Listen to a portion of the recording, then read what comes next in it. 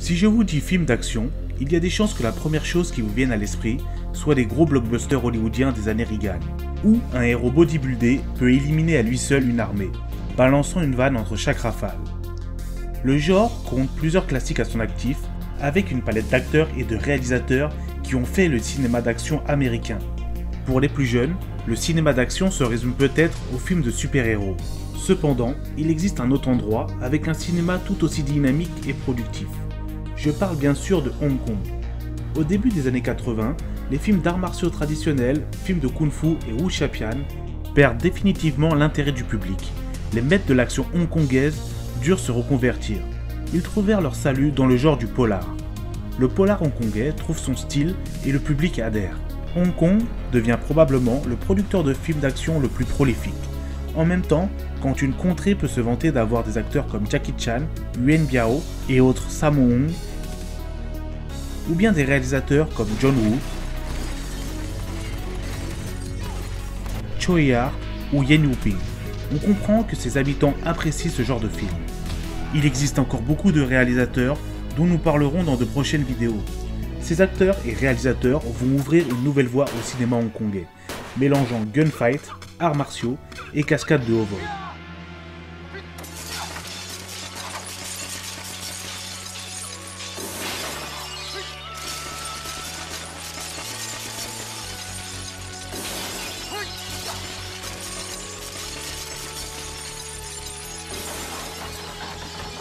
Le tout saupoudré d'une pointe d'humour, mais nous n'allons pas nous attarder plus longtemps sur Jackie Chan et autres. Pour moi, le sous-genre le plus proche et qui fut le plus à même de revitaliser le cinéma d'action et d'en assurer la succession est le Girl with Gun.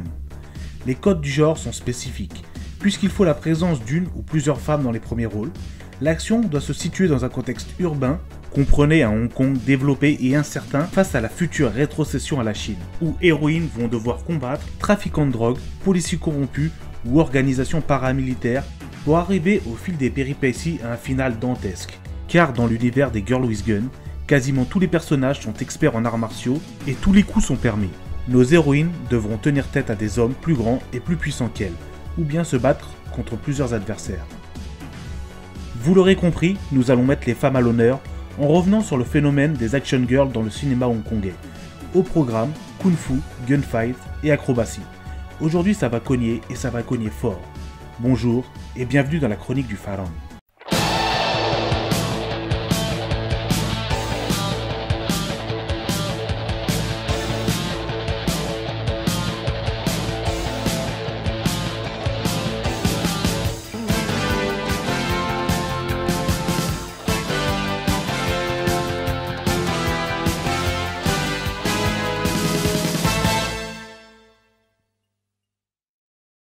Le genre du Girl with Gun débute en 1985. Le polar martial et la comédie d'action régnaient alors sur le box-office depuis déjà plusieurs années. Le fondateur du genre, Sammo Hung, décide d'y apporter une petite originalité en remplaçant les héros par des héroïnes. Étant occupé avec d'autres projets, notamment Shanghai Express, Sammo confie la réalisation à Corey Yuen. Mais ce nouveau projet a une originalité supplémentaire. L'une des deux héroïnes est occidentale, un bon moyen de vendre le film à l'étranger. Le film sort le 30 novembre 1985 sous le titre anglais Yes Madam, connu en France sous le nom de Le sens du devoir 2. Il révélera non seulement Cynthia Rothrock, mais surtout Michelle Yeoh, qui se voit attribuer par la production le pseudonyme de Michelle Khan, jugé plus vendeur. Elle reprendra son vrai nom au début des années 90. Yes Madam brisera ainsi l'idée préconçue que l'action est l'apanage des hommes. Cependant, les studios de production seront frileux à l'idée de donner les premiers rôles exclusivement à des femmes. Cela se traduit par l'ajout de personnages masculins au casting à vocation comique ou héroïque. Ce film a donné lieu à de nombreuses copies et imitations. Mais sinon, Yes Madam, de quoi ça parle? Alors que l'inspectrice Heng, interprétée par Michelle Yeoh, parvient à arrêter le braquage d'un fourgon blindé, ailleurs dans la ville, des négociations sont en cours entre un occidental et un assassin. Après que l'affaire se soit envenimée, l'assassin tue l'occidental, tandis qu'un duo de voleurs, Aspirine et Strepsil, s'immiscent dans la place pour faire les poches de la victime et voler son passeport. À l'insu de tous, l'occidental avait sur lui un microfilm secret qui contient des détails sur un groupe de criminels impliqués dans des activités illégales, notamment sur l'homme d'affaires corrompu, Monsieur Tin. L'inspectrice écossaise Carrie Morris, interprétée par Cynthia Rothrock, débarque pour aider Hung à le récupérer. Le microfilm est en possession des voleurs, tandis que la police le recherche pour prouver la culpabilité de Monsieur Tin et de ses complices. Pendant ce temps, Aspirine et Strepsil refourguent le passeport à Panadol, interprété par Choi Ark, qui le vend à un criminel qui tente de quitter la ville, mais celui-ci est arrêté par Carrie à l'aéroport. Hung lui permet de partir en échange du nom de sa source. Panadol est alors arrêté et mentionne par inadvertance les noms d'Aspirine et Strepsil. Michelle Yeoh a beaucoup de charisme à l'écran. Avec ses cheveux gominés, ses quelques mèches qui pendent sur son visage, la sueur qui coule des pointes et son sourire en coin lorsqu'elle braque son fusil à pompe en prononçant un discours inspiré de l'inspecteur Harry. Yes Madame est un film d'action très bruyant où tout va très vite, le montage ultra cut rajoute un côté très nerveux. Souvent, comme pour les westerns italiens, les réalisateurs de films d'action hongkongais filmaient sans son, préférant doubler les dialogues et les effets sonores en post-production. Cela explique pourquoi les pistes audio semblent toujours aussi fortes.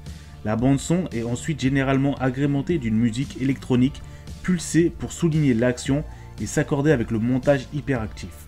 Sans oublier que, même si l'intrigue est alambiquée, ce qui est souvent le cas dans les films hongkongais, tout cela n'a finalement que très peu d'importance. L'intérêt réel du film est de voir les personnages dans des situations où ils peuvent se battre, crier ou se tirer dessus. Yes Madame est un très bon film du genre que je vous encourage à voir. Il connaîtra d'ailleurs un joli petit succès en récoltant 10 millions de dollars hongkongais sur son mois d'exploitation. Le film marchera aussi très bien à l'étranger. Après Yes Madame, Michelle Yeoh remettra ça avec Royal Warrior, connu sous le nom de Le Sens du Devoir 1 en France. Michel Yip, Michael Wong et Yamamoto déjouent le détournement d'un avion transportant un prisonnier de la mafia de Tokyo à Hong Kong. Le mafieux et son sauveteur potentiel meurent, ce qui déclenche l'intervention de deux vengeurs qui étaient leurs frères de sang. Nos trois flics deviennent leur cible. Dans Royal Warrior, contrairement à Yes Madame, le film prend plus le temps d'étoffer ses personnages. Par exemple, Hiroyuki Sanada joue le rôle d'un ex-flic qui tente de renouer avec sa femme, ce qui donne lieu à quelques scènes très simples mais touchantes entre eux et leur enfant. Mais surtout, les méchants ne sont pas simplement des caricatures à la James Tien qui rient aux éclats. Bien que leurs actions soient effectivement méchantes, nous avons droit à un certain nombre de flashbacks nous expliquant leur histoire et leur motivation. Royal Warrior ne dévie jamais vers la comédie, il reste sombre et violent tout du long. Michelle Yeoh deviendra l'icône du genre. Elle ne jouera que dans une poignée d'autres films avant de prendre une retraite anticipée, ce qui contribuera à sa légende. Son mariage avec Dixon Poon l'éloignera du monde du cinéma pendant un temps. Elle reviendra en 1992 dans Police Story 3. Pendant ce temps, les producteurs vont préparer la nouvelle génération. Une danseuse, du nom de Yang Litsing, se voit attribuer le nom de scène de Cynthia Khan, une combinaison de Cynthia Rothrock et Michelle Khan. Cynthia Khan signe un contrat avec la société de production D&B pour remplacer Michelle Yeoh dans le troisième volet de la série du Sens du Devoir. À Tokyo, pendant une exposition de bijoux, deux terroristes, Nakamura et Nishiwaki, organisent un cambriolage afin de fournir des fonds à l'armée rouge japonaise. Au cours de leur fuite, les assassins tuent le protégé de l'inspecteur Fujioka. Le policier les poursuit jusqu'à Hong Kong où ils ont l'intention de vendre les bijoux. Pendant ce temps, la jeune officier Young gravit les échelons.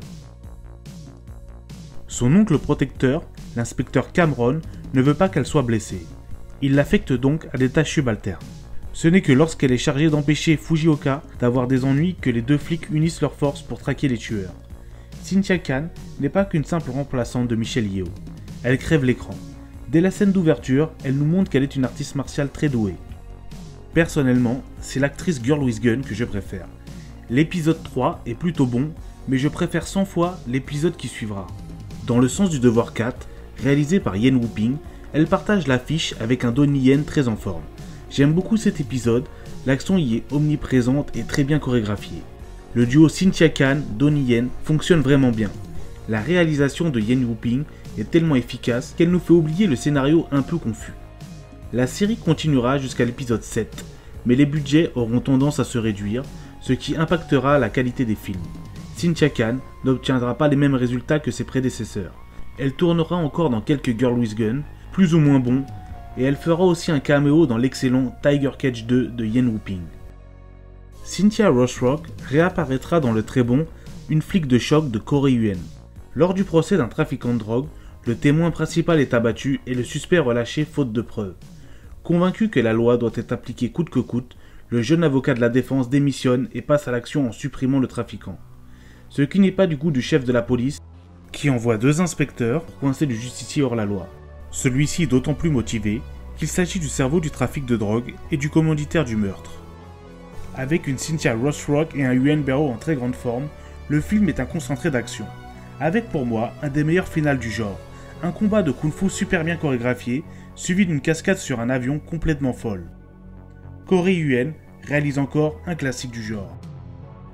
Nous pouvons aussi citer le moins bien réussi Iron Angel de Teresa Wu, sorti en 1987. Le film cherche à surfer sur le succès de Yes Madame, sorti un peu plus tôt. Après qu'Interpol ait détruit des champs d'opium, les barons de la drogue ripostent en assassinant les agents chargés du raid anti-drogue. En réponse, des policiers engagent des mercenaires, les Angels, Saijo, Moon et Helen. Leur première action consiste à saisir une importante cargaison de drogue avec l'aide d'un agent secret. Cela provoque inévitablement la colère de l'effrayante et féroce Madame Young, qui a récemment pris le pouvoir après avoir tué son prédécesseur. Les points positifs du film sont son rythme effréné et le fait qu'il introduira 2 nouvelles actrices au sein du genre, Moon Lee et Yukari Oshima. Elles sont les réels artisans du Girl with Gun, car c'est bien elles qui se saliront les mains à tourner dans des films fauchés. Iron Angel compte quand même des scènes cultes, comme l'attaque de la maison ou la scène du combat final. Nous pouvons aussi citer Devil Hunter, un film au budget réduit au minimum qui trouve son intérêt seulement dans les scènes d'action. Mais il est surtout connu pour son final qui a mal tourné et qui a failli coûter la vie à 2 de ses actrices. Dans cette scène, les 3 personnages principaux, dont Moon Lee et Sibel Hu, sautent d'une fenêtre du 2e étage alors qu'une explosion est sur le point de se produire.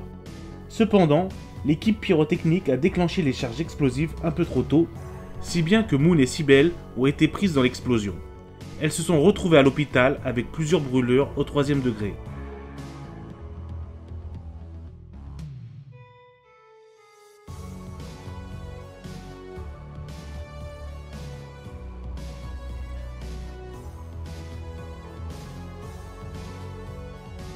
Angel Terminator sort quand le genre commence à s'essouffler à Hong Kong, mais trouve un bon nombre d'amateurs à l'international avec un Occident en pleine découverte du cinéma hongkongais. On y suit la lutte acharnée entre la policière Ada et le chef mafieux Jing Zhang, de retour après lui avoir échappé 7 ans plus tôt, et bien décidé à reconquérir son royaume criminel. Le scénario, dans son déroulé, est assez simple et prétexte à introduire les grosses scènes d'action. Il se démarque cependant par sa profonde noirceur qui s'illustre dans la caractérisation des personnages et le pessimisme des situations. L'ambiance noire, bien ancrée dans la fin des années 80 d'Angel Terminator, est représentative des films de cette époque. Ici on cherche l'efficacité avant tout, sans s'encombrer de psychologie ou de réflexion. Que faire lors d'une prise d'otage dans l'école maternelle? Négocier? Non. Mais traverser les murs pour shooter les bad guys, sans se soucier d'éventuels dommages collatéraux. Tout le film sera sur cette dynamique. On attaque, puis éventuellement on pose des questions après. Si le Girl with Gun met en scène des femmes fortes, rivalisant avec les hommes sur leur propre terrain, le message sur la place de la femme peut paraître quelque peu ambigu. Dès le début du genre, les producteurs se demandaient si des femmes pouvaient tenir les premiers rôles dans les films d'action modernes. Ils se posaient aussi des questions sur la viabilité commerciale du genre. Les craintes des producteurs et réalisateurs étaient sûrement dues à l'influence des films de Bruce Lee et Chang Cheh, qui avaient réduit l'influence des femmes au profit de celui des hommes. De cet héritage est née l'idée que les femmes d'action n'intéresseraient pas le public, et donc ne seraient pas viables commercialement. Nous pouvons dire que les producteurs avaient mal jugé les attentes du public. Cependant, nous ne pouvons pas dire que les films estampillés Girl with Gun fassent la promotion de l'égalité homme-femme à tous les niveaux de la société. Par contre, le genre reflète bien le statut de la femme hongkongaise dans la société de l'époque. Mélange de tradition chinoise et mentalité issue du modèle occidental. Le genre du Girl with Gun est lui aussi un mélange de ces 2 cultures. Ainsi, les compétences des héroïnes sont rarement remises en cause. Elles donnent des ordres à leurs collègues masculins et sont traitées la plupart du temps sans discrimination. Cependant, leurs supérieurs sont toujours des hommes. D'ailleurs, au début du genre, elles étaient accompagnées d'un acteur masculin avant d'assurer les premiers rôles sans restriction. Bizarrement, elles atteignirent ce statut dans les années 90, quand le genre commença à décliner et à perdre de son intérêt aux yeux du public hongkongais. Ces films sont d'une autre époque et d'une réalité complètement différente qui ne reviendra pas. Mais la quantité de sang, de sueur et de larmes qui ont servi à leur réalisation mérite une certaine reconnaissance à l'ère des superproductions remplies de CGI. Il y a eu quelques tentatives pour réintroduire le genre à Hong Kong.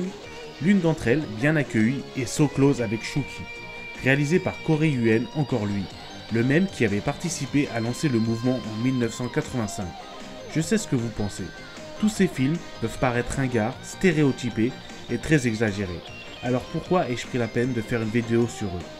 Eh bien, en tant que grand amateur de films hongkongais et de films d'action, ces films occupent une place importante dans mon parcours de cinéphile. Mais surtout, ces films sont généreux. Ils vont jusqu'au bout de leur concept, proposant un cinéma instinctif où on peut sentir la production chaotique, où acteurs et cascadeurs se mettent réellement en danger. En tant que spectateurs, nous nous demandons si les personnages que nous suivons vont survivre et si les acteurs et actrices vont finir le film en un seul morceau. On se demande comment ils arrivent à se relever après les scènes de combat. Surtout que sur les tournages, les coups n'étaient pas toujours retenus, conduisant à énormément d'accidents. Il ne faut donc pas s'étonner que, pour des raisons évidentes, ce genre de film ne soit plus réalisé. Il est vrai que la réalisation souvent fauchée est loin du niveau de celle d'un John Woo, Tsui Hark, Ringo Lam ou autre Johnny To. Mais le but des Girl with Gun n'est pas de rivaliser avec les films des réalisateurs que je viens de citer, mais plutôt de proposer un cinéma d'action bis que je vous encourage à découvrir. Je vous invite à découvrir un cinéma hongkongais révolu, jouissant d'une ambiance pré-rétrocession de 97. Moon Lee elle-même affirme que le passage à Hollywood pour les films d'action a été bénéfique pour des raisons de sécurité. Mais elle a néanmoins le sentiment que rien ne pourra jamais surpasser l'âge d'or du cinéma de Hong Kong. J'espère que la vidéo vous a plu. Pour soutenir la chaîne, n'hésitez pas à vous abonner. Et souvenez-vous, c'est vous qui choisissez ce que vous regardez.